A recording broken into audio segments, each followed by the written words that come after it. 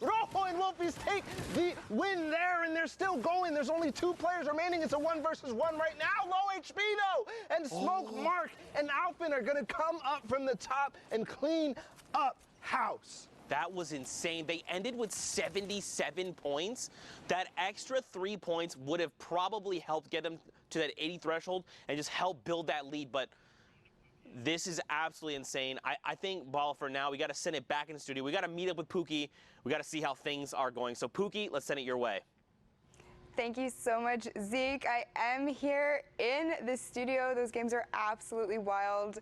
EU is, like always, not disappointing, that is for sure. But I am joined with my good friend Sundown. He has got some clips for us. I know you got a little bit of Stompy. Can't wait to see that. Show us what you got. Yeah, let's actually jump in right here with some of the duos who have been popping off so much today in the last block. First off, we have the VAR duo of Refscar and Hackscore, being able to put a ton of work on the mid-ground. So first, you can just see catching the players who are trying to rotate through, putting the legendary infantry rifle to work, finding Comey there, but watch what happens on the rest of the mid-ground tarp. That's one thing we talked about, being ready to fight at all times. Catches Booth right there, 0 ping, won't save you as Refscar, then immediately edits around, checks another angle, gets the cleanup on Idrakil. That wasn't his knock, but the materials that he ends up getting from that was huge. But Hackscore is then covering the other side, is able to get the other part of the Valhalla Vikings duo, and now they're going to work. Benji Fishy, one of the best players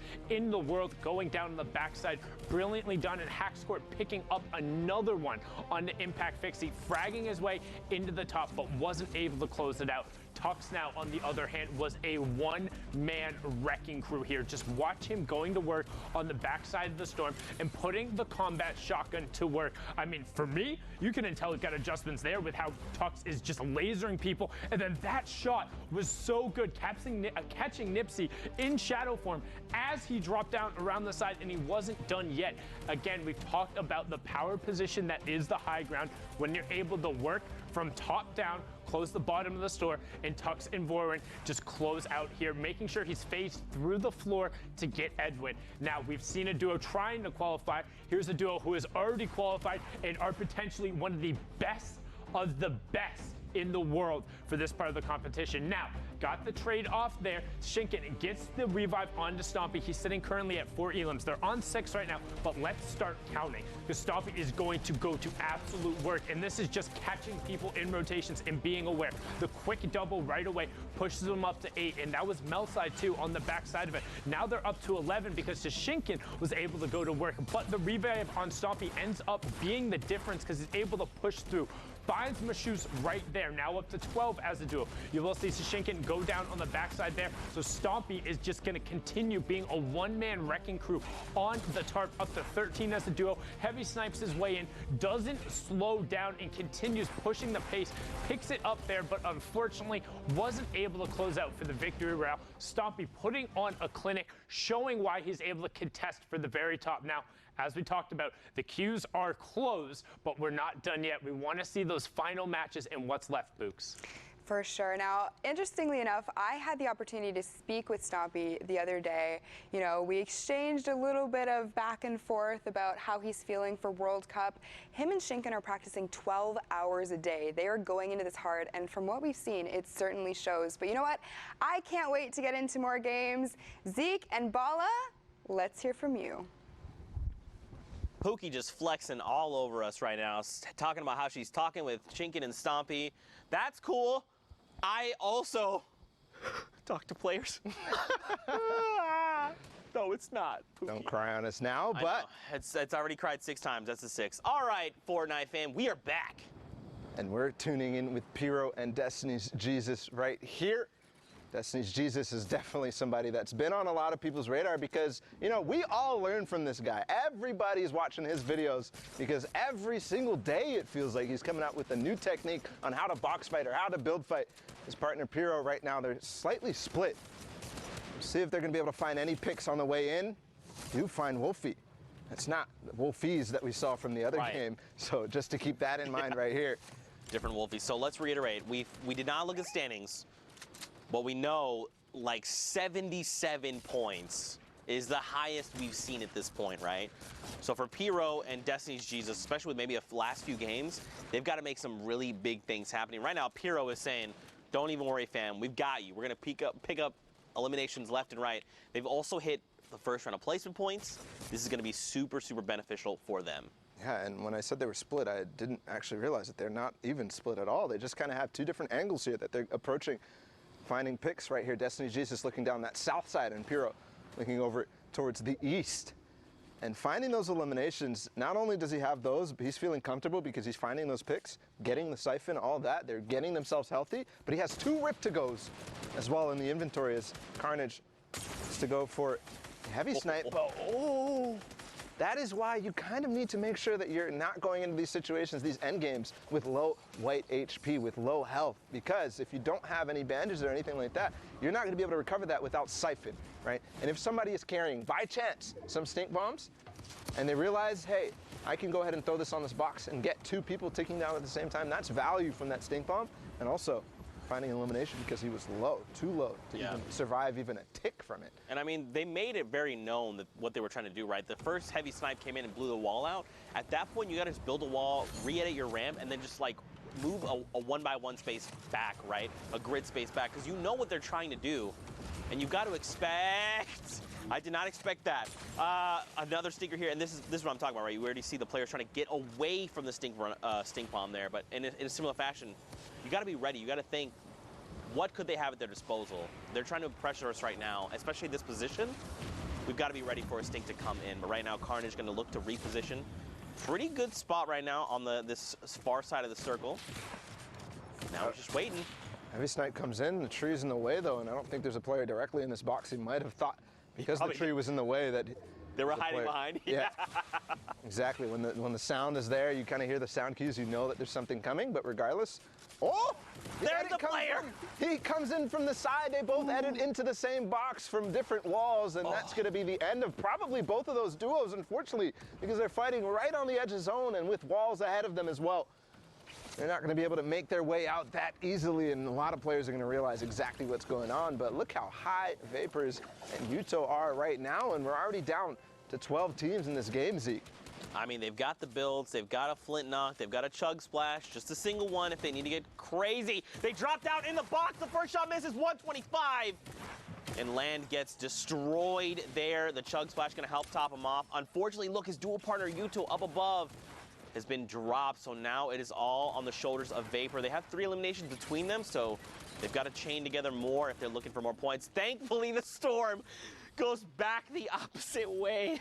And look who actually took high ground from them. It's Destiny's Jesus and Pyro, who we saw in with before, and he still has that GL that he's been using the grenade launcher from range, finding himself one before, and they're actually going to find another Rift to go. Not going to be that useful right now, but that GL is going to be, because they are having a free roam range right here up on top. They can throw this GL down in so many different cracks. And did he get it in that wall? Yes, but it's not going to find any damage. Actually, somebody fighting for height right now, but with those build fight tactics that he's been working on, he's going to go ahead and crank right back up and not let him take it. But in this case, does end up taking it. The chug splash coming in. Ooh, a Rift play. This is kind of an all or nothing. They might land on Alpha and Blaster right here. No, they're going to go out and scoop back out of the zone, but no, Pyro lands, and Destiny's Jesus didn't, so a little bit of miscommunication right here. Is Destiny's Jesus going to be able to maybe knock this out? Because I know Pyro has something. He does find Blaster, so is he going to actually take this team on head-to-head right now and possibly put themselves in position to win this game? Destiny's Jesus making his way right back up, and this fight is for all the marbles. The spam coming in from below,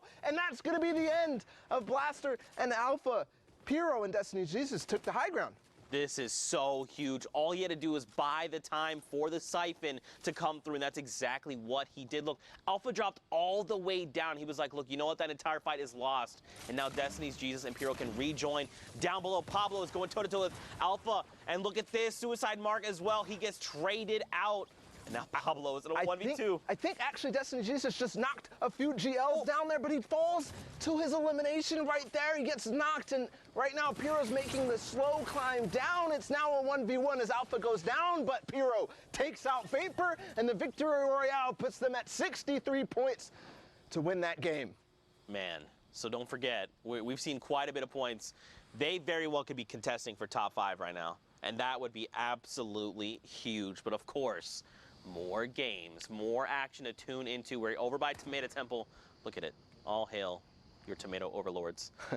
Well, right now, just a recap of where we're talking about in terms of standings. You said that the highest points that we saw was what, 77? 77. So that's the highest we've seen so Destiny far. Jesus Imperial at 63 or maybe 64, depending on how that updates with that last elimination. They could be pushing up towards not necessarily qualification range just yet, but another one of those performances, and they very well could be. Remember, though, the queues are closed, so that could have been the last game that we just watched there. But here's Rennick, takes out Mitro, and his teammate Vermax is already down, so Mitro himself did not have his duo partner Mongrel, but we already know their prowess. They've, you know, it seems as if they've qualified multiple times for duos already, Mitro and Mongrel, so they're not worried about that. Obviously not getting a chunk of that $2 million that's spread across all the regions. But again, talking about the scores and the standings, right now you can see Frenzy and Ads are already kind of tied with that last team that we saw. Yep. So possibly and if I push remember, up through this game. If I remember, it was Stomping Toshinkan, right, that had 77, if I remember correctly. It's honestly there's been so much action. If that's an assumption that we're trying to make, I think we can go ahead and make that comfortably. I think what I was also going to say in regards to that is that don't forget they've already qualified, right? So even if they're sitting at that #1 spot, that shifts the entire standings down, all right? So not 1 through 4th that are going through, but instead 2 through 5th will be going through. But right now, and that's a story in and of itself. Yeah. Stompy and Shinken, they have done it every single duos week. They have done it every single duos week. They have not missed a beat on making sure they're up in the top spots every single weekend. Man, to get and be able to like get that kind of practice, right, and to keep doing it. One thing would be like, we qualified, we hit, you know, the very next week we hit first, all right, then we've hit at least like maybe top 10. But no, these guys are hitting top 3 the value back to back. Stink bombs right now, Zeke. I think he's going to get both from this last one. I think this is going to do it. I think his HP is going to be gone, but no, not throwing it all the way ahead, but he's going to find the AR shots regardless. So Ghosty and Jamif falling to, you know, he actually still has 2 more stink bombs right here. That's crazy. And don't forget, these get more valuable as the circle closes, right? Because remember, this is the space of, or I guess the stink cloud is a little bit bigger than a 1x1. So as that circle continues to close, you can really be putting some people in really tough spots, especially when you're basically just saying, the entire play space you're in right now, boom, I have dealt it, you're smelling it. Classic Zekeism right there. He always gets the last laugh.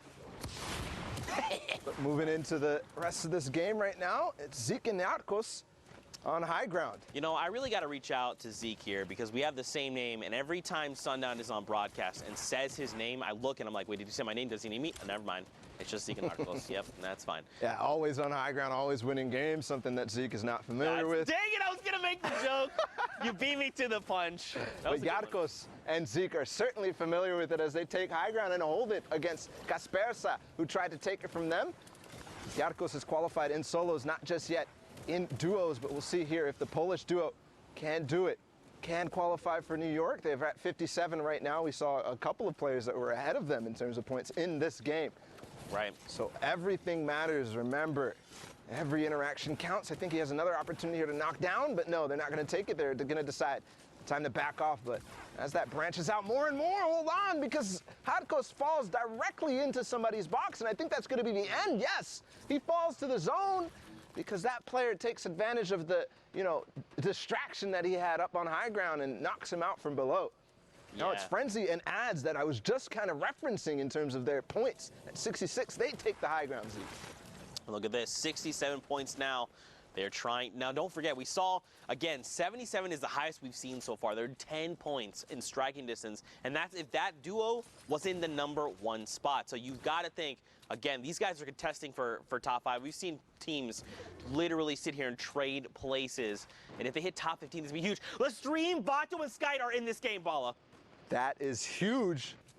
And they're at 77 as well, so as we see and update their scores. So just like you're talking about, 77 is that point to beat. Right now, they're going to find another. The cone slide comes in. It's Takeoffs again who goes down, and his teammate Andretta falls to Tux, who is with Borwin. We saw them win the game earlier.